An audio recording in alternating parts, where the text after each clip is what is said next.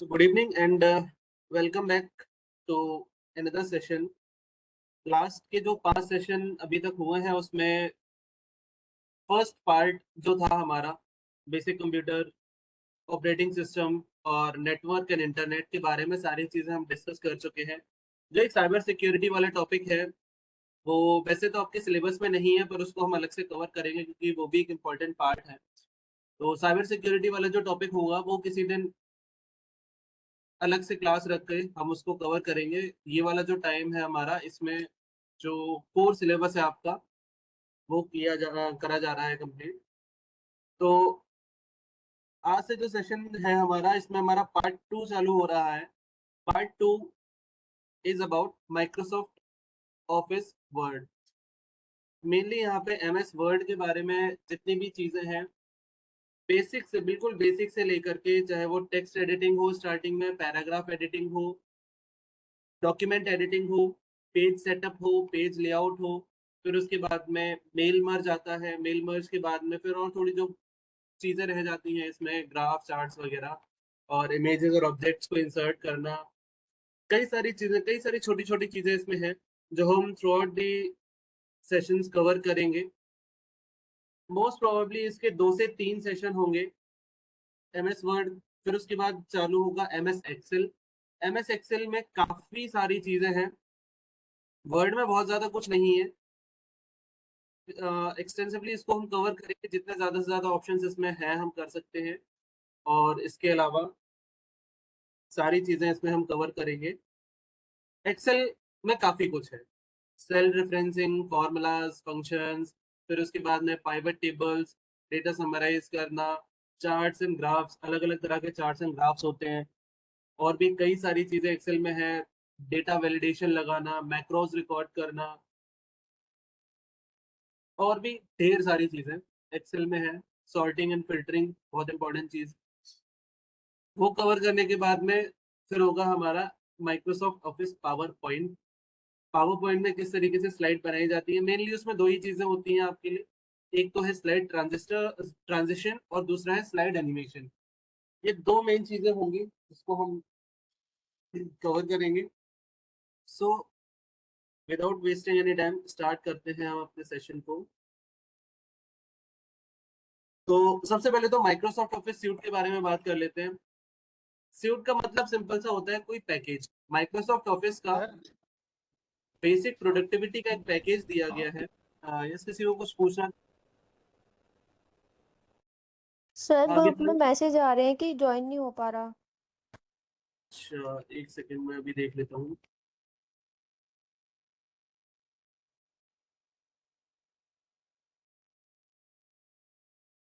So we were talking about Microsoft Office suite. तो basically Microsoft Office suite जो है वो प्रोडक्टिविटी एप्लीकेशंस का और कई सारे एप्लीकेशन सॉफ्टवेयर्स का एक पैकेज है, जिसमें हमको कई सारे एप्लीकेशंस का एक कलेक्शन मिलता है, जिसमें से सबसे कॉमनली यूज़ होने वाले हैं जो है हमारे माइक्रोसॉफ्ट वर्ड। अगर हमको टेक्स्ट एडिटिंग करनी है तो टेक्स्ट एडिटिंग के लिए माइक्रोसॉफ्ट वर्ड का यूज़ किया जाएगा। अगर हमें डेटा मैनेजमेंट करना है, स्मॉल स्केल पर डेटा को एनालाइज़ करना है एवरीडे लाइफ में, तो उसके लिए एमएस एक्सेल यूज़ किया जाता है। हमें प्रेज़ेंटेशंस बनाने हैं, प्रेज़ेंटेशंस के लिए पावर पॉइंट यूज़ किया जाता है। एमएस एक्सेस, ये एमएस एक्सेस जो है माइक्रोसॉफ्ट ऑफिस का एक रिलेशनल डेटाबेस मैनेजमेंट सिस्टम है। आरडीबीएमएस है ये बल्क में डेटा को मैनेज करने के लिए और प्राइवेट और प्राइमरी कीज़ के थ्रू मेनली डेटा को एक्सेस करने के लिए यूज़ किया जाता है। ये जो डेटाबेसेस होते हैं, डेटाबेसेस का बहुत वाइडली यूज़ किया जाता है वेबसाइट्स के बैकएंड में। वेबसाइट्स के जो बैकएंड होते हैं जहाँ पे डेटा मैनेज किया जाता है, तो उधर बहुत ही ज़्यादा यूज़ होता है इसका। ठीक है? और एमएस आउटलुक है। आउटलुक जो है खुद माइक्रोसॉफ्ट ऑफिस का खुद का एक ईमेल सर्वर है, जैसे कि गूगल का जीमेल सर्वर है, जिस पे हम मेल्स रिसीव और सेंड कर सकते हैं। उसी तरीके से माइक्रोसॉफ्ट ऑफिस का भी अपना खुद का बनाया हुआ आउटलुक एक जीमेल सर्वर, गूगल वो मेल सर्वर है। मेनली क्या है, मेल्स को सेंड और रिसीव करने के लिए यहाँ पे काफ़ी सारे फंक्शनैलिटीज़ दी जाती हैं और इसमें जो है कई सारे एडिशनल फैसिलिटीज़ है, कई सारे ऐसे फीचर्स हैं जो बहुत ही हम अपने फायदे के लिए, प्रोडक्टिविटी के लिए यूज कर सकते हैं। तो वो क्या क्या सारे फीचर्स होते हैं वो हम जब इस यूनिट को डिस्कस करेंगे तब उसमें देखेंगे कि क्या पावरफुल फीचर्स हैं जो आउटलुक में दिए गए हैं। एंड देन माइक्रोसॉफ्ट टीम्स में आपको अपनी टीम को मैनेज करने के लिए, टास्क मैनेजमेंट के लिए काफी सारे फैसिलिटीज और टूल्स दी गई हैं।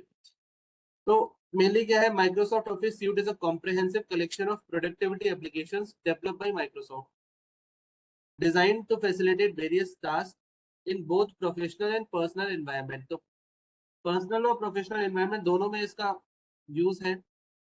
The suite encompasses a range of essential software tools that cater to the document creation, data analysis, communication, collaboration वगैरह वगैरह। बहुत सारी फालतू चीजें लिखी हुई हैं, इससे हमें कोई ज्यादा खास मतलब नहीं है। हम अपना चलते हैं, स्टार्टिंग मेन करते हैं एमएस वर्ड से। तो मैं आपको अपनी स्क्रीन अभी शेयर करता हूँ, जस्ट सेकेंड। स्क्रीन में अपनी शेयर कर दे रहा हूँ आपको।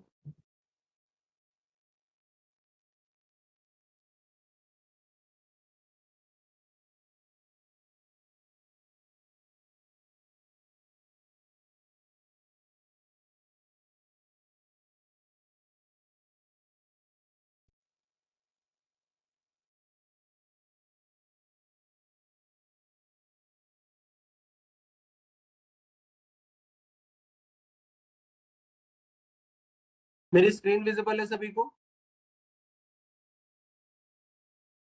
हाँ सर, दिख रहा है। ओके।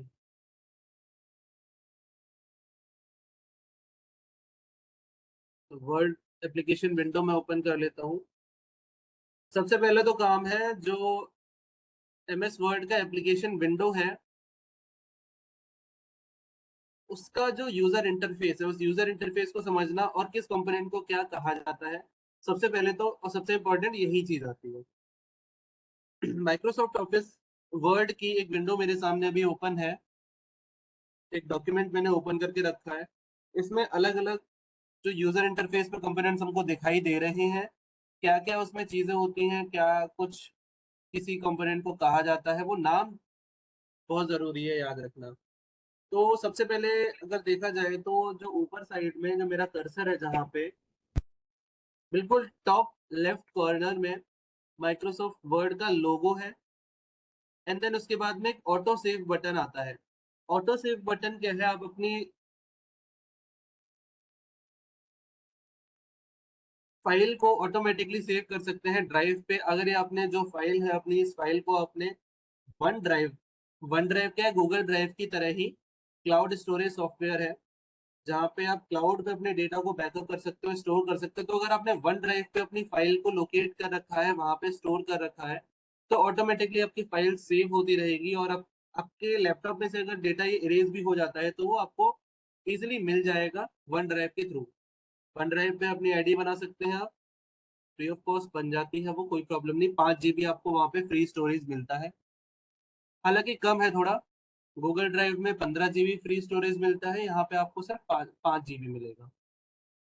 तो ये ऑटो सेव बटन के जस्ट राइट हैंड साइड में ये जो दिख रहा है, कई सारे आइकन्स हैं, इसको कहा जाता है quick access tool bar. Quick access tool bar में हम वो सारी चीजें रखते हैं जिनको हम बहुत फ्रीक्वेंटली, जिन ऑप्शंस को एक्सेस कर रहे हैं। इसमें save button, redo button, undo button और न्यू फाइल सेव, कई सारे ऑप्शंस यहाँ पे अवेलेबल होते हैं। और इसको मैं अपनी तरफ से कस्टमाइज कर सकता हूँ। जिस तरीके से मैं इसको कस्टमाइज करना चाहूँ इसे वैसे कस्टमाइज किया जा सकता है। मैं ओपन बटन यहाँ पे लगाना चाहूँ, ओपन बटन यहाँ पर आ जाएगा। प्रिंट प्रीव्यू का बटन यहाँ पे लगाना चाहूँ, प्रिंट प्रीव्यू का बटन आ जाएगा। तो ये जो क्विक एक्सेस टूलबार होता है, क्विक एक्सेस टूलबार आप अपने फैसिलिटी के अकॉर्डिंग जैसे कस्टमाइज करना चाहो वैसे कस्टमाइज कर सकते हो, कोई इसमें प्रॉब्लम नहीं है। जो आपको ऑप्शन चाहिए वो आप सामने रखो। इससे ज्यादा कमांड्स आपको चाहिए तो मोर कमांड्स पे आप क्लिक करके जो कमांड आप यूज करना चाहते हो, सारी कमांड्स आपको यहाँ पे मिल जाएंगी जो जो अवेलेबल होती है। क्विक एक्सेस टूल बार का यूज करके आप वो सारी कमांड्स अपने आपके सामने रख सकते हो। जो चाहिए है वो यहाँ पे आपको मिल जाएंगी, जो नहीं चाहिए उसको सिलेक्ट करके आप रिमूव कर दो। ये आपको फैसिलिटी यहाँ पे प्रोवाइड की जाती है। फिर उसके बाद में नीचे एक ऑप्शन आता है tool bar position. Tool bar की पोजीशन आप कहाँ रखना चाहते हो, रिबन के ऊपर रखना है या रिबन के नीचे रखना है। आप रिबन क्या होता है वो चीज देख लेते हैं। तो ये तो हो गया quick access tool bar. Quick access tool bar के जस्ट राइट हैंड साइड में जो आता है ये आपके डॉक्यूमेंट का नेम आता है। और बाय डिफॉल्ट आपको याद रखना है, बाय डिफॉल्ट जब भी आप कोई नया डॉक्यूमेंट ओपन करते हो तो उसका जो नाम होता है वो होता है डॉक्यूमेंट वन। देखो DOC1 नाम से सेव होता है।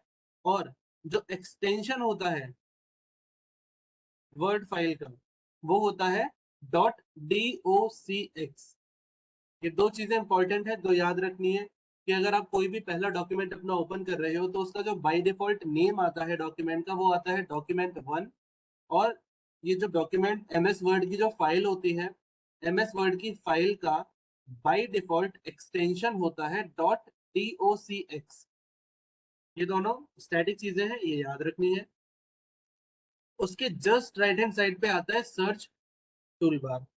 ये सर्च टूल बार आपके डॉक्यूमेंट पे आपको कोई भी वर्ड अगर सर्च करना है तो उसको सर्च करने के लिए यूज किया जाता है। हालांकि कंट्रोल F का यूज करके भी, find and replace option use करके भी होता है। तो मेनली क्या है, यहाँ पे एक सर्च बार दिया गया है, एक सर्च फील्ड दिया गया है। इस पे आप जो कुछ भी डॉक्यूमेंट में सर्च करना चाहते हो उसको आप ऑटोमेटिकली सर्च कर सकते हो। एंड देन बिल्कुल राइट हैंड साइड पे देखोगे अगर आप, तो अगर आपने साइन इन कर रखा है माइक्रोसॉफ्ट ऑफिस में तो आपकी आईडी का लोगो यहाँ पर आएगा। अगर नहीं करा होगा तो फिर वही जो बाय डिफॉल्ट वाला आइकन आता है वो मिलेगा। फिर ये तो जो नॉर्मल बटन्स मिनिमाइज, रीस्टोर और क्लोज बटन है वो आपको मिलेंगे ही। ये तो हो गया आपका ऊपर का सारी चीजें। और इसको क्या कहा जाता है, नाम इसका याद रखना है, ये होता है आपका टाइटल बार। मेन जो ऊपर आपको दिख रहा है दैट इज टाइटल बार, जहाँ पे हमारे डॉक्यूमेंट का टाइटल आता है। और टाइटल बार में ही हमको मिलता है क्विक एक्सेस टूल बार। ये आपका टाइटल बार है जिसमें आपका डॉक्यूमेंट का टाइटल दिखाई दे रहा है और इसी में आपके साथ में मिलता है क्विक एक्सेस टूल बार। इसके जस्ट नीचे यानी कि क्विक एक्सेस टूल बार के जस्ट नीचे जहां अभी मेरा कर्सर है इसको कहा जाता है रिबन। कई सारे ऑप्शंस होते हैं, जैसे फाइल ऑप्शन को तो अगर छोड़ा जाए तो होम ऑप्शन एक होता है, ये होम का रिबन होता है पूरा। रिबन क्या है, जो ऑप्शंस नॉर्मली मेरे को टेक्स्ट एडिटिंग के लिए दिए गए हैं, टेक्स्ट एडिटिंग के, पैराग्राफ एडिटिंग के जितने भी फीचर्स हैं वो सारे के सारे फीचर्स जो है आपको मिलते हैं होम रिबन में। ये जो नीचे पूरा का पूरा एक ग्रे कलर का दिखाई दे रहा है दिस इज रिबन। ये रिबन है जिसमें आपको कई सारे टेक्स्ट एडिटिंग के और पैराग्राफ एडिटिंग के ऑप्शंस दिए गए हैं। उसके बाद हमको मिलता है इंसर्ट वाला रिबन। इंसर्ट वाले रिबन में हम कई सारी एडिशनल चीजें अपने डॉक्यूमेंट पे इंसर्ट कर सकते हैं। तो इंसर्शन से रिलेटेड आपसे कहीं भी अगर क्वेश्चन डायरेक्टली पूछा जाए कि फॉन्ट, अगर आपको फॉन्ट का साइज बदलना हो, हेडिंग की टाइप बदलनी हो, लिस्ट बनानी हो, इंडेंटेशन बदलना हो, पैराग्राफ की स्पेस बढ़ानी हो, तो ये सारे के सारे ऑप्शन जो है, कलर चेंज करना हो, ये सारे ऑप्शंस आपको जो है होम रिबन में मिलते हैं। इंसर्ट ऑप्शन में आपसे अगर कभी भी डायरेक्ट क्वेश्चन पूछा जाता है कि अगर आपको picture, table, cover page, header, footer, WordArt, clip, signature, date and time, कुछ भी अगर आपको इंसर्ट करना है ना तो इंसर्ट वाली सारी की सारी चीजें आपको मिलेंगी इंसर्ट रिबन में। ड्रॉ करना है अगर आपको कुछ, जैसे अगर यहाँ पे मैं कुछ एनोटेशन करना चाहूँ, एनोटेशन करने के लिए इस तरीके से मैं ये यूज कर सकता हूँ। तो अभी फिलहाल मेरे पास डिजिटल पेन नहीं है तो कर्सर से तो ऐसे ही होता है। बैकग्राउंड आपको फॉर्मेट करना हो, कई अलग अलग तरह की चीजें, नोट टाइप का आपको अगर बनाना हो तो वो भी यहाँ पे आप इंसर्ट कर सकते हैं। तो अगर मेरे को कुछ ड्राइंग से रिलेटेड या कुछ एनोटेशन से रिलेटेड काम करना है तो वो सारा का सारा काम जो होगा वो आपका होगा आकर के ड्रॉ में। मुझे अगर पेज का डिजाइन चेंज करना है, वाटरमार्क लगाना है, पेज में कलर लगाना है, पेज बॉर्डर लगाना है, तो वो सारी चीजें मेरे को मिलती हैं डिजाइन रिबन में। फिर उसके बाद में लेआउट अगर मुझे चेंज करना है, लेआउट, ये सारे के सारे जो अभी मैं आपको ओवरव्यू दे रहा हूँ इन सभी का, इन सब में जो मेन मेन ऑप्शंस हैं इन सभी को हम एक्सेस करके देखेंगे, सभी को यूज करके देखेंगे किसमें क्या चीजें होती हैं और क्या क्या आपके लिए इंपॉर्टेंट है। फिर रेफरेंसेस होता है, रेफरेंसेस में भी बहुत सारी चीजें आती हैं। मेन जो रेफरेंस का काम है वो चीज हम सीखेंगे, फुटनोट क्या है, क्या उसकी इंपॉर्टेंस है, साइटेशन क्या होता है, और ये जो यहाँ पे स्टाइल्स कई सारे दिए जा रहे हैं, स्टाइल्स क्या होते हैं, कौन कौन से स्टाइल्स हैं, क्या इंपॉर्टेंस होती है उनकी, तो वो चीज़ हम डिस्कस करेंगे। फिर मेलिंग में जो है आपको मेल मर्ज वाला मेन ऑप्शन मिलता है, जो सबसे इम्पोर्टेंट होता है, बहुत मतलब अच्छा फीचर है एमएस वर्ड का, that is mail merge. Mail merge में क्या होता है, आपको इनविटेशन जैसा बनाना है, कई लोगों को आपको इनविटेशन भेजना है, इनविटेशन का कंटेंट सेम होता है, बस नाम और एड्रेस लोगों का बदल जाता है। तो वो किस तरीके से बनाया जाएगा, एक बार आपको पूरा मैटर तैयार करना है और कॉन्टैक्ट इंपोर्ट करने हैं, उसके बाद में सारी चीज़ें मेल मर्ज के थ्रू ऑटोमैटिकली हो जाती हैं। आपको 1000 कार्ड बनाने हैं, 2000 कार्ड बनाने हैं, 50,000 कार्ड बनाने हैं, जितने भी आपको बनाने हैं आप आराम से बना सकते हैं without any problem using mail merge.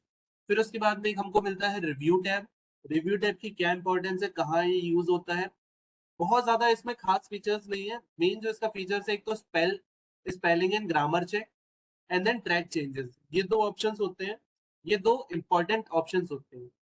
फिर व्यू वाला जो ऑप्शन है, this is also very important, जिसमें हम पढ़ेंगे कि कितने तरह के एक डॉक्यूमेंट के व्यूज हमको देखने को मिलते हैं।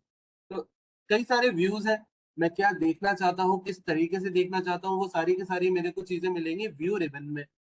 फिर हेल्प रिबन में आपको कोई हेल्प चाहिए हो अगर सॉफ्टवेयर से रिलेटेड, एप्लीकेशन सॉफ्टवेयर जो है उससे रिलेटेड, तो वो सारे के सारे ऑप्शंस आपको यहाँ पे मिलते हैं। फिर उसके बाद में एक फाइल टैब है। फाइल टैब टैब में जो कई सारे ऑप्शंस मिलेंगे आपको, एक तो कोई टेम्पलेट अगर आप इंसर्ट करना चाहते हो, रिसेंटली जो फाइल्स हैं आपकी, उन फाइल्स को आप ओपन करना चाहते हो, रिसेंट में जो आपने फाइल्स बनाई हैं, आपकी पिन्ड फाइल्स आपको यहाँ सारी दिखती हैं। अच्छा, पिन्ड में देखो आपका कोर्स कंटेंट वाली फाइल है पिन्ड, इसमें आपका जो कोर्स कंटेंट है वो मैं आपको एक बार दिखा देता हूँ। अभी हम हैं 5th यूनिट पे। 5th यूनिट का ये कंटेंट है आपका getting started with Microsoft word, जिसमें सबसे पहला टॉपिक तो यही जो हमारा चल रहा है, explain the user interface of word. ठीक है, सबसे पहले तो यूजर इंटरफेस का सिंपल सा मतलब क्या होता है, मेरी आंखों के सामने मुझे जो चीजें सारी दिखाई दे रही हैं, यूजर को जो चीजें दिखाई देती हैं वो होता है यूजर इंटरफेस। तो यूजर इंटरफेस किस तरीके का दिखता है, किस पार्ट को क्या कहा जाता है, वो हमें बहुत अच्छी तरीके से पता होना चाहिए। फिर उसके बाद में दूसरा टॉपिक इसमें होगा describe the process to create, edit, save and open document. बहुत छोटे छोटे छोटे टॉपिक है, कोई दिक्कत नहीं है इसमें। एक वर्ड डॉक्यूमेंट को आप कैसे ओपन करोगे, एडिट करोगे, सेव करोगे, क्रिएट करोगे, ये सारी चीजें हैं। फिर उसके बाद में बेसिक टेक्स्ट ऑपरेशंस, एक टेक्स्ट के साथ में आप क्या क्या ऑपरेशंस कर सकते हो, उसमें क्या क्या एडिटिंग्स अप्लाई की जा सकती है। नेविगेशन पेन बहुत इंपॉर्टेंट चीज है। डॉक्यूमेंट व्यूज, अलग अलग तरह के व्यूज होते हैं, क्या क्या होते हैं, क्या किस व्यू की क्या इंपॉर्टेंस होती है। और फिर ये तो normal undo redo cut copy paste function तो बहुत नॉर्मली सारे लोग आज के टाइम में यूज करते ही करते हैं भाई, इनके बिना क्या ही काम है, बिना कॉपी पेस्ट की असाइनमेंट तो बनना है नहीं। असाइनमेंट सारे लोगों ने बनाया है, मस्त कॉपी पेस्ट किया और काम खत्म, इसके अलावा और कोई काम ज्यादा उसमें किया नहीं गया। फॉर्मेटिंग है एमएस वर्ड। फिर उसके बाद में जो डॉक्यूमेंट में हम अलग अलग तरह की फॉर्मेटिंग अप्लाई कर सकते हैं। फॉर्मेटिंग का सीधा सा मतलब होता है कि जो टेक्स्ट मैंने लिखा है उसको अब मुझे देखने में अच्छा बनाना है, तो बस उस पे जब विजुअल इफेक्ट्स अप्लाई किए जाते हैं, वो सारे के सारे विजुअल इफेक्ट्स फॉर्मेटिंग में आते हैं। बहुत अलग अलग तरह के विजुअल इफेक्ट्स हैं, फॉन्ट साइज, फॉन्ट स्टाइल से लेकर के और भी कई तरह की चीजें इसमें हाईलाइट हो सकता है, टेक्स्ट इफेक्ट लगाया जा सकता है, सारी चीजें देखेंगे। वर्ड आर्ट होता है। और लास्ट जो टॉपिक इसमें हमारा होगा that will be working with list, tables and graphics. List अगर हमें बनानी है, कोई सिंगल लेवल लिस्ट बनानी है, अनऑर्डर्ड बनानी है, ऑर्डर्ड बनानी है, मल्टी लेवल लिस्ट बनानी है, वो किस तरीके से बनाई जाती है, अलग अलग तरह की हेडिंग्स किस तरीके से बनाई जाती है, ये बहुत इंपॉर्टेंट होता है। क्योंकि अगर आप कोई भी प्रोजेक्ट वगैरह भी बना रहे हैं, कोई असाइनमेंट बना रहे हैं, तो असाइनमेंट प्रॉपर हेडिंग और प्रॉपर स्टाइलिंग का यूज होना बहुत इंपॉर्टेंट होता है। और फिर उसके बाद में टेबल्स इंसर्ट करना, टेबल्स के साथ काम करना, एंड देन ग्राफिक्स इंसर्ट करना, ये सारी चीजें इसमें, इसी के साथ में एमएस वर्ड हमारा खत्म होगा। फिर उसके बाद एक्सेल में क्या क्या है, वो जब एक्सेल चालू होगा तो हम उसमें डिस्कस करेंगे। तो फिलहाल के लिए हम चलते हैं इसमें आगे। तो देखो यूजर इंटरफेस में क्या है, सबसे पहले तो हमारे पास आ गया टाइटल बार। टाइटल बार के बाद आता है हमारे पास quick access tool bar. Quick access tool bar के बाद हमारे पास आते हैं रिबन्स, और रिबन्स के बाद आता है हमारे पास डॉक्यूमेंट एरिया। ये जो पूरा का पूरा व्हाइट एरिया बीच में दिखाई दे रहा है, कुल मिला के मान लो ये जो रिबन है, रिबन के बाद नीचे ये जो एक टूल बार हमको दिखाई दे रहा है यहाँ तक, इसके बीच का ये वाला पूरा एरिया जो है इसको डॉक्यूमेंट एरिया कहा जाता है। यहाँ पे हम अपने डॉक्यूमेंट से रिलेटेड सारे काम करते हैं। हमारा जो एक्चुअल डॉक्यूमेंट है वो हमको यहाँ पे दिखाई देगा। फिर डॉक्यूमेंट के सबसे नीचे, डॉक्यूमेंट एरिया के नीचे हमें दूसरा टैब मिलता है, आगे चलते हैं हम। कर्सर कुछ नहीं, vertical and horizontal scroll bar और स्टेटस बार। ये जो यहाँ पे हमें रूलर दिखाई दे रहा है, सबसे पहली चीज तो जो हमें पेज का साइज बता रहा है ये होता है हॉरिजॉन्टल रूलर, और ये जो पेज के लेफ्ट हैंड साइड पे हमको दिखाई दे रहा है this is known as vertical ruler. तो रूलर दो तरह के होते हैं, हॉरिजॉन्टल रूलर होता है, वर्टिकल रूलर होता है। और फिर उसके बाद स्क्रॉल बार भी होता है हमारे पास में, पेज को अप डाउन नेविगेट करने के लिए और लेफ्ट राइट नेविगेट करने के लिए। तो ये हमारे पास जो एक्स एक्सिस पर है that is known as horizontal scroll bar, जो वाई एक्सिस पे होता है that will be called vertical scroll bar. और ये नीचे जो एक टैब दिखाई दे रहा है जिसमें कई सारी चीजें हैं, फोकस और ये सब लिखा हुआ है, जूम लेवल दिखाई दे रहा है, इसको कहा जाता है स्टेटस बार। ये हमारे डॉक्यूमेंट का स्टेटस हमको दिखाता है। सबसे पहली चीज तो कितने पेज हैं, कितने पेजेस हैं हमारे डॉक्यूमेंट में। दूसरी चीज कितने वर्ड्स हैं हमारे डॉक्यूमेंट में। फिर प्रूफ रीडिंग के लिए हम किस डिक्शनरी का यूज कर रहे हैं, किस लैंग्वेज का यूज कर रहे हैं, एक्सेसिबिलिटी क्या है। और फिर उसके बाद ये फोकस, ये कुछ मोड्स हैं, ये व्यूज होते हैं अलग अलग तरह के, व्यूज वाले टॉपिक में हम इसको हम करेंगे कंप्लीट। और फिर उसके बाद लास्ट में ये जो जूम करने का, जूम इन जूम आउट वाला बटन होता है, इसको कहा जाता है जूम स्लाइडर। क्योंकि यहाँ पे बीच में एक पॉइंट दिया गया है, इसको हम पकड़ के आगे पीछे स्लाइड कर सकते हैं, तो इस चीज को कहा जाता है जूम स्लाइडर। तो फिर से मैं बता देता हूँ, ध्यान रखनी है सारी चीजें। सबसे ऊपर हमको मिल रहा है टाइटल बार। टाइटल बार में होता है quick access tool bar. Title bar के जस्ट नीचे होता है हमारे पास कई सारे रिबन्स होते हैं, कई सारे मेन्यूज होते हैं। हर मेन्यू का अपना एक रिबन है। होम मेन्यू का अपना रिबन है, इंसर्ट मेन्यू का अपना रिबन है, ड्रॉ मेन्यू का अपना रिबन है, कई सारी चीजें हैं इसमें। फिर उसके बाद हमारे पास आता है डॉक्यूमेंट एरिया। डॉक्यूमेंट एरिया के बाद में हमारे पास सबसे लास्ट में आता है स्टेटस बार। नाम याद रखने इसमें बहुत ज्यादा डिफिकल्ट कुछ भी नहीं है। हाँ, आपके कई लोगों को ये प्रॉब्लम हो सकती है कि किसी के पास में माइक्रोसॉफ्ट ऑफिस 2007 हो, किसी के में 2011 हो, किसी के में 13 हो, किसी के में 21 हो। तो वर्जन्स कई सारे लोगों के पास अलग अलग हो सकते हैं। कई वर्जन्स में कई सारे फीचर्स नहीं मिलेंगे जो मैं यहाँ पे बताऊंगा। तो उसका एक बहुत सिंपल सा सॉल्यूशन क्या है, आपको गूगल पे जाना है। गूगल पे जाके माइक्रोसॉफ्ट 365 सर्च करना है। माइक्रोसॉफ्ट 365 एमएस ऑफिस का बिल्कुल लेटेस्ट वर्जन है। 365 जो है आपको ऑनलाइन और ऑफलाइन दोनों तरीके की टूल्स प्रोवाइड करता है। आप अगर अपने लैपटॉप में डाउनलोड नहीं कर सकते, बाई चांस मान लो आपके लैपटॉप में या कंप्यूटर में एमएस ऑफिस नहीं है, कोई लोड लेने वाली बात नहीं है। सिंपल सा गूगल पे जाओ, अगर इंटरनेट कनेक्शन है आपके पास, माइक्रोसॉफ्ट 365 सर्च करो। सर्च करने के बाद में माइक्रोसॉफ्ट 365 पहले तो आपसे लॉगिन क्रेडेंशियल्स पूछेगा। अगर आपकी एक outlook.com वाली आईडी है तो उससे आप लॉगिन कर सकते हो, नहीं है तो कोई दिक्कत नहीं, आप गूगल वाली अपनी जीमेल वाली आईडी से लॉगिन कर सकते हो। तो यहाँ पे साइन अप कर लो। साइन अप करने के बाद में आपको इस तरीके का एक डैशबोर्ड दिखाई देगा जिसमें 5 GB का स्टोरेज आपको मिलता है। 5 GB के स्टोरेज में आप अपनी कई सारी फाइल्स मैनेज कर सकते हो। और सबसे अच्छी चीज ये है कि माइक्रोसॉफ्ट 365 में कई सारे नए फीचर्स इंक्लूडेड हैं। कई सारे एआई के फीचर्स भी हैं जिनको हम चलते चलते साथ में एआई के जितने फीचर्स हैं उनको भी डिस्कस करेंगे। तो मैं आपको यही रिकमेंड करूंगा कि जो भी आप यूज कर रहे हो वो तो ठीक ही है। उसके अलावा माइक्रोसॉफ्ट 365 ऑनलाइन वर्जन है। ये देखो, इसका जो ऑनलाइन वर्जन है ये फ्री ऑफ कॉस्ट है, इसमें कोई भी आपको पैसा देने की जरूरत नहीं है, ये आपको फ्री ऑफ कॉस्ट होता है। लेकिन जो इसका डेस्कटॉप वर्जन है, डेस्कटॉप वर्जन पेड है, वो फ्री में नहीं मिलता है। तो अगर आपको मिल सकता है कहीं से एक्सेस फ्री का तो आप उसको ले सकते हैं, अदरवाइज आप फ्री ऑफ कॉस्ट यूज कर सकते हैं माइक्रोसॉफ्ट ऑफिस 365 ऑनलाइन को।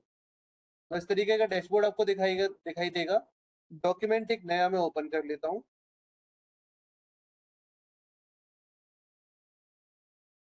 तो ये आपके गूगल क्रोम में, ब्राउजर में, चाहे आप गूगल क्रोम यूज कर रहे हो चाहे माइक्रोसॉफ्ट एज यूज कर रहे हो, कोई प्रॉब्लम नहीं है, सब में आपको ये मिल जाएगा।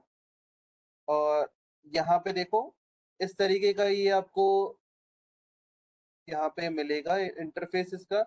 इंटरफेस में जिसमें सबसे ऊपर वही सेम सारी चीजें, टाइटल बार है आपके पास में,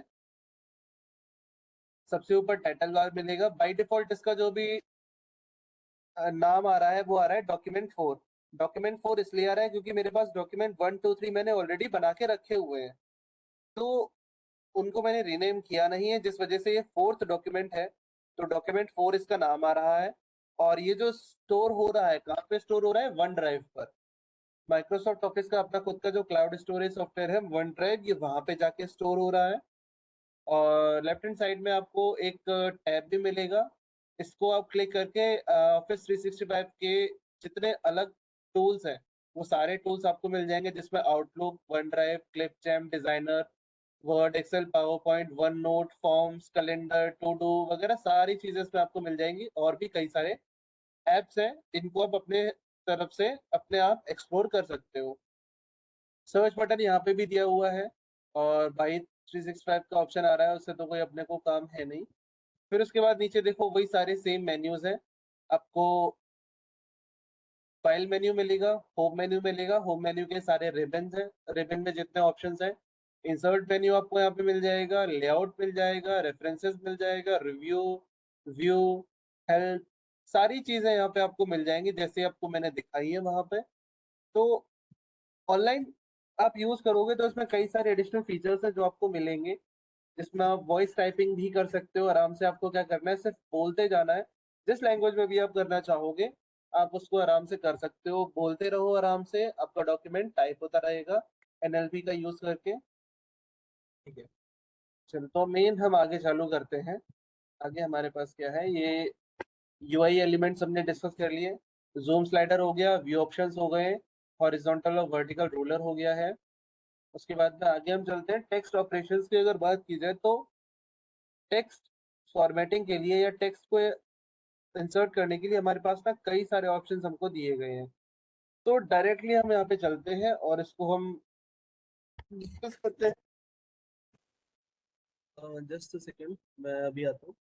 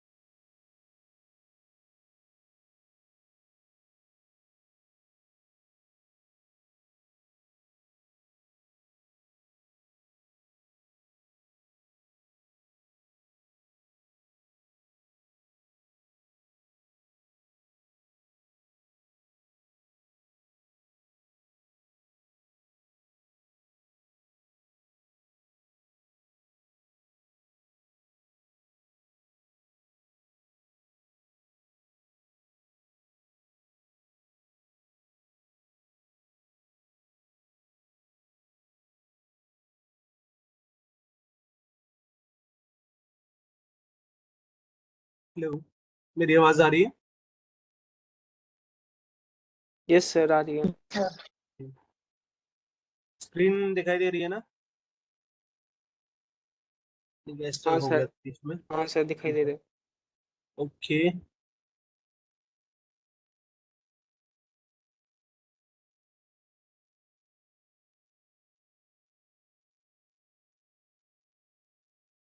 ओके देन अब हम क्या करते हैं इसमें ना कुछ हम टेक्स्ट इंसर्ट करने दें, तो कुछ रैंडम टेक्स्ट ऐसे ही मैं यहाँ से उठा के ले आता हूँ।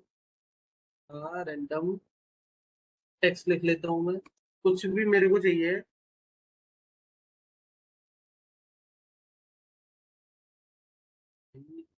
मैंने कुछ उठा लिया।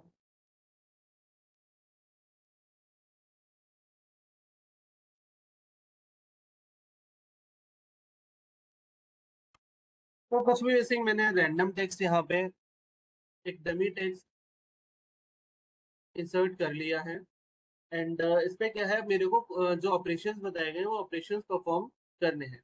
तो सबसे पहली चीज तो क्या है, एक टेक्स्ट जो कुछ भी मैंने नॉर्मली यहाँ पे इंसर्ट किया है, इंसर्ट करने के बाद में सबसे पहले तो होम ऑप्शन में हम सीधे सीधे चलते हैं। होम ऑप्शन में स्टार्टिंग से जो ऑप्शंस हमें दिखाई दे रहे हैं, एक एक ऑप्शन को हम एक्सप्लोर करते हैं और देखते जाते हैं किससे क्या होता है।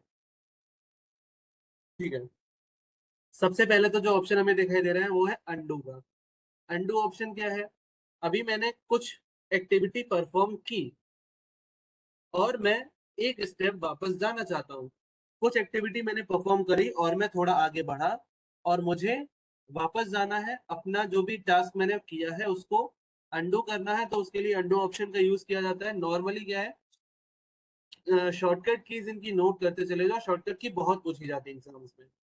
तो अगर मेरे को कोई टेक्स्ट जो कुछ भी मैंने जो भी ऑपरेशन मैंने परफॉर्म किया है, अगर मुझे उस ऑपरेशन को नलिफाई करना है, नलिफाई करने का मतलब मुझे जस्ट एक स्टेप बैक जाना है, तो उसके लिए मैं प्रेस करूंगा कंट्रोल प्लस जेड। तो कंट्रोल प्लस जेड मैंने प्रेस किया, जो टेक्स्ट मैंने इंसर्ट किया था वो सारा का सारा टेक्स्ट वापस चला गया। तो यहाँ पे सबसे पहला ऑप्शन आ रहा है अंडू। अंडू का शॉर्टकट की कंट्रोल प्लस जेड। फिर उसके बाद आता है रीडू। रीडू का मतलब मैंने एक स्टेप बैक लिया, अब मैं चाहता हूँ कि दोबारा मैं आगे स्टेप बैक बढ़ा दूं।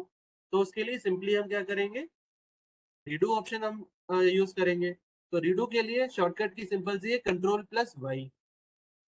कंट्रोल प्लस जेड से अंडू होता है और कंट्रोल प्लस वाई से रीडू होता है। तो अगर मैं यहाँ पे कंट्रोल प्लस वाई प्रेस कर दूंगा, तो जो कुछ भी मैंने स्टेप बैक किया था वो मैं स्टेप फॉरवर्ड हो जाऊंगा।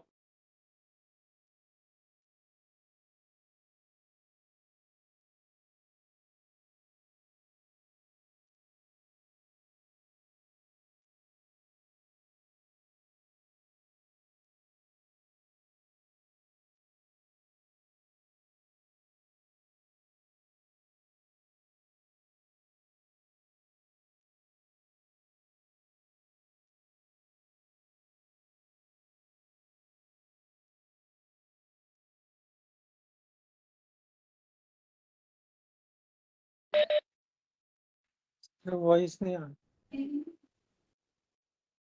आवाज आ रही है मेरी अभी? पता नहीं क्या वो ऑटोमेटिकली इसने मेरे को ही उठा के बाहर फेंक दिया।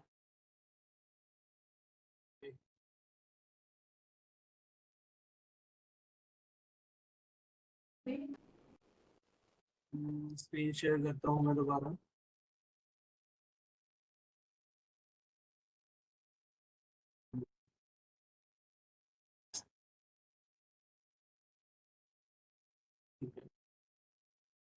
फिर इसके बाद में कुछ नॉर्मल ऑपरेशंस क्या क्या है हमारे पास, cut copy and paste. Simple से ऑपरेशंस है। कट अगर मुझे करना है, कट करने का मतलब उस चीज को मैं वहां से हटा के किसी और जगह ले जाना चाहता हूँ।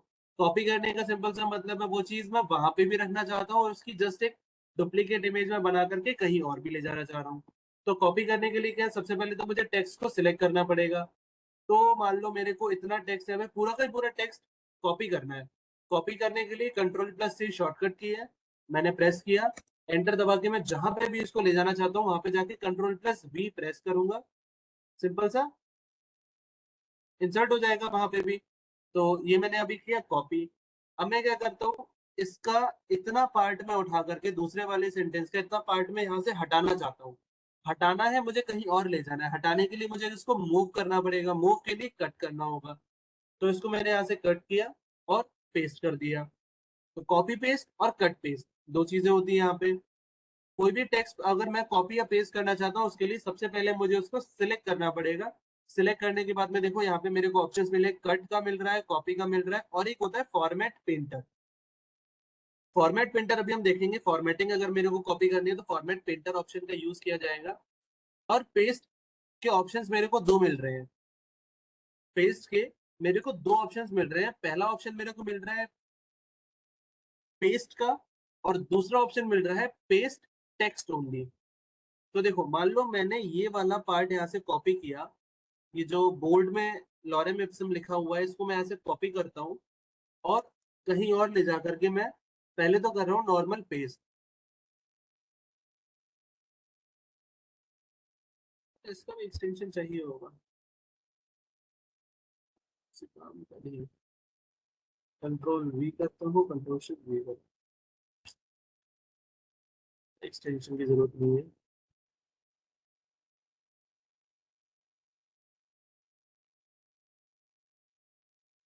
ठीक है, हो जाना चाहिए।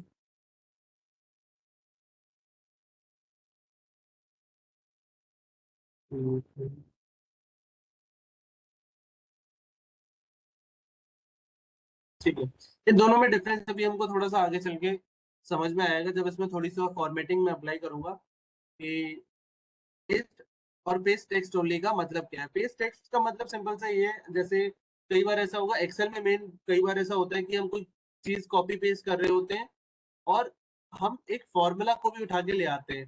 तो मुझे फॉर्मूला ना चाहिए, मेरे को चाहिए सिर्फ एक वैल्यू, या फिर मेरे को हाइपरलिंक नहीं चाहिए, मुझे सिर्फ चाहिए उसका टेक्स्ट।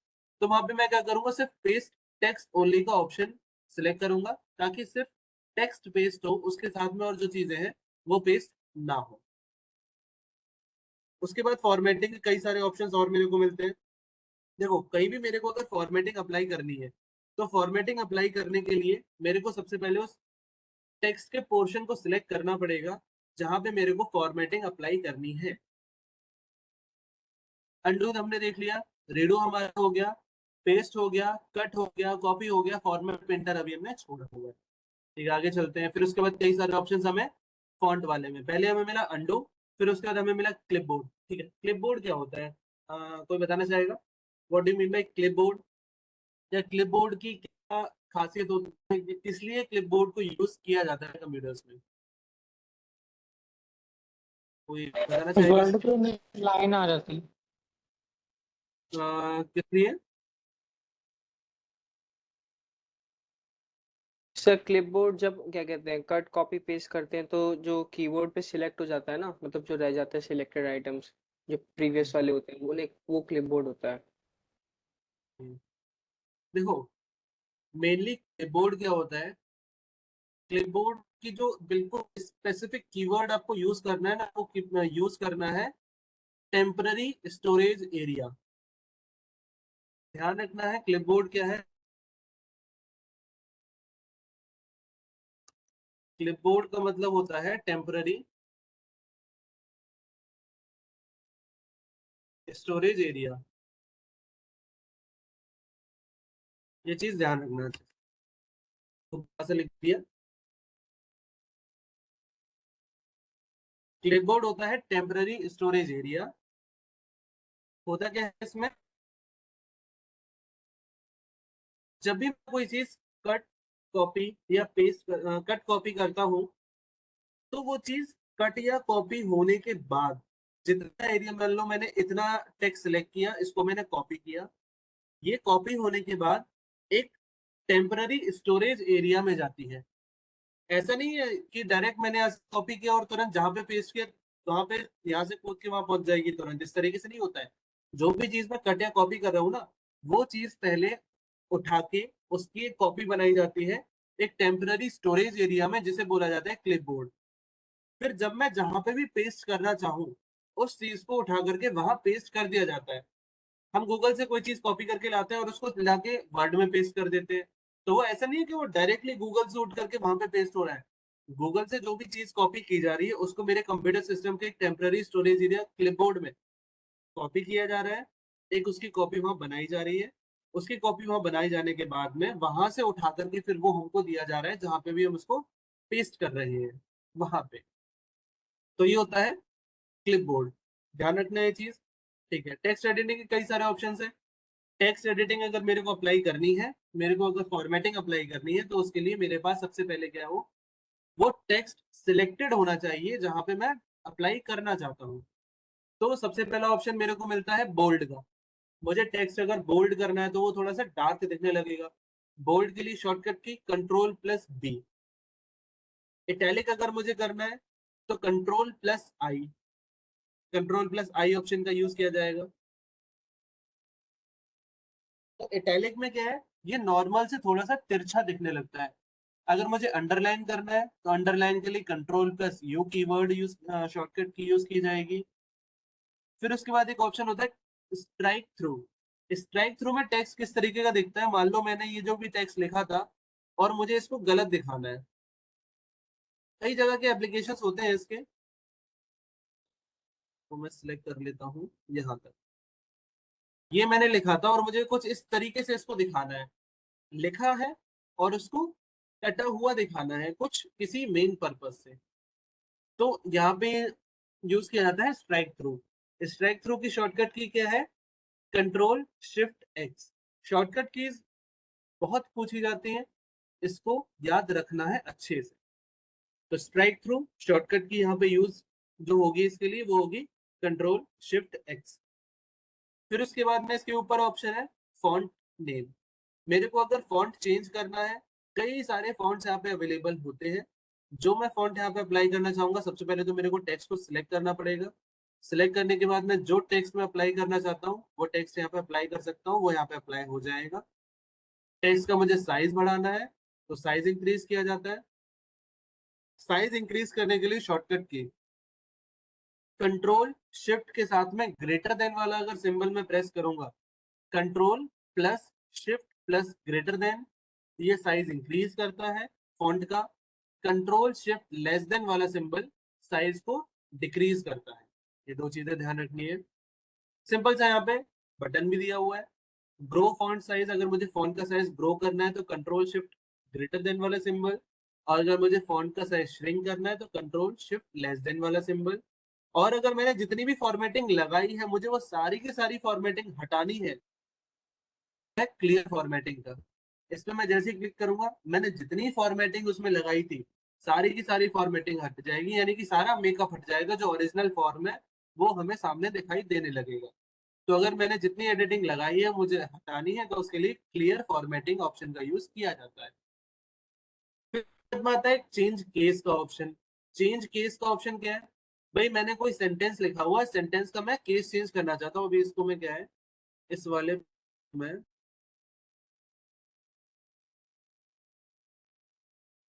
स्ट्राइक थ्रू इस पे से हटा देता हूँ, बोल्ड से भी हटा देता हूँ, बोल्ड कर देता हूँ थोड़ा सा। इसका मैं केस चेंज कर रहा हूँ। अभी इसमें क्या है, मैंने किया सेंटेंस केस। सेंटेंस केस जैसे ही किया तो क्या होता है, इसे नॉर्मल में एक सेंटेंस की तरह लिख लेता हूँ।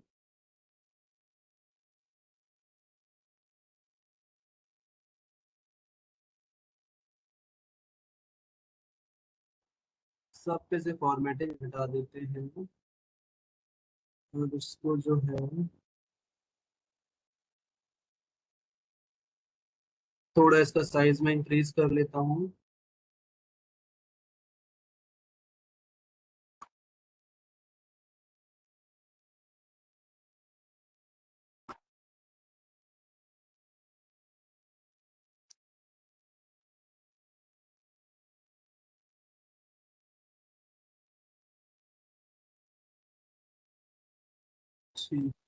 एडिटिंग में चेंजेस हटाने पड़ेंगे मेरे को।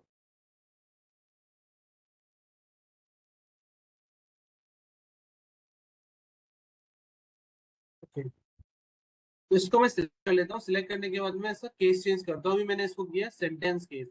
तो सेंटेंस केस क्या है, जिस तरीके से सेंटेंस में पहला जो वर्ड होता है उसका पहला लेटर कैपिटल होता है, उसी तरीके से यहाँ पे ये केस चेंज हो जाएगा। अगर मैं यहाँ पे करता हूँ लोअर केस, लोअर केस में जितना टेक्स्ट मैंने सेलेक्ट कर रखा है वो पूरा का पूरा लोअर केस में चेंज हो जाएगा, हर एक लेटर इसमें स्मॉल हो जाएगा। अगर मैं अपर केस करता हूँ तो हर एक लेटर अपर केस में कन्वर्ट हो जाएगा। फिर उसके बाद में एक होता है कैपिटलाइज ईच वर्ड, यानी कि हर एक वर्ड का पहला लेटर कैपिटल हो जाएगा। और लास्ट में एक हमें मिलता है टॉगल केस। टॉगल केस का काम क्या है, कैपिटल को स्मॉल करना और स्मॉल को कैपिटल करना, बस इसका इतना काम होता है। ठीक है।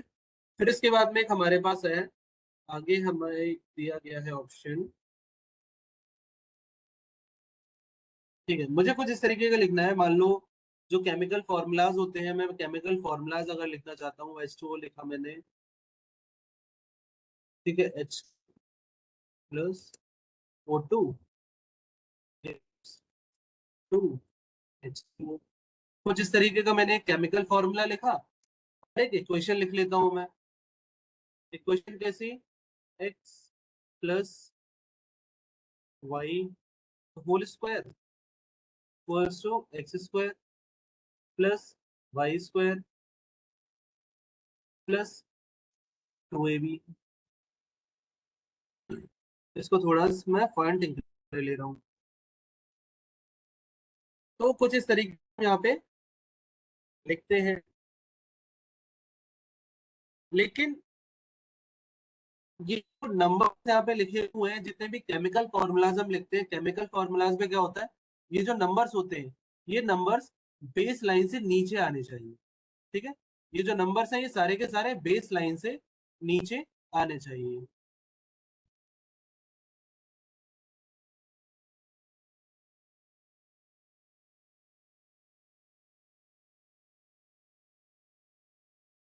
इसको मैं ऑफ करेंगे, ज्यादा सही रहेगा। ठीक है, तो अब ये जो नंबर्स हैं, इनको मुझे अगर बेस लाइन से ऊपर या नीचे ले जाना है, तो उसके लिए मुझे सबस्क्रिप्ट या सुपरस्क्रिप्ट का यूज करना पड़ेगा। अब जो केमिकल फॉर्मूलाज है, केमिकल फॉर्मूलाज में क्या है, जितने भी नंबर्स हैं वो सारे के सारे बेस लाइन से नीचे आते हैं। तो बेस लाइन से नीचे लाने के लिए पहले तो मुझे इनको सिलेक्ट करना होगा, और फिर इसके बाद यहाँ पे जो ऑप्शन दिया गया है सबस्क्रिप्ट का, सबस्क्रिप्ट ऑप्शन में जैसे ही क्लिक करूंगा बेस लाइन से नीचे आ जाएगा। सबस्क्रिप्ट की शॉर्टकट की कंट्रोल शिफ्ट माइनस। इसी तरीके से मैं सभी पर अप्लाई कर देता हूँ, कंट्रोल शिफ्ट माइनस जैसे मैं प्रेस कर रहा हूँ ये चेंज हो जाता है, कंट्रोल शिफ्ट माइनस। और नहीं, ये तो ठीक, ये तो जैसा था वैसा ही रहेगा, तो कंट्रोल शिफ्ट माइनस। तो इस तरीके से हमें फॉर्मूला देखने में ठीक लग रहा है। वैसे ही जो मैथमेटिकल इक्वेशंस होती हैं, सभी मैथमेटिकल इक्वेशंस मुझे पता है जो पावर है वो पावर बेस लाइन से ऊपर होती है।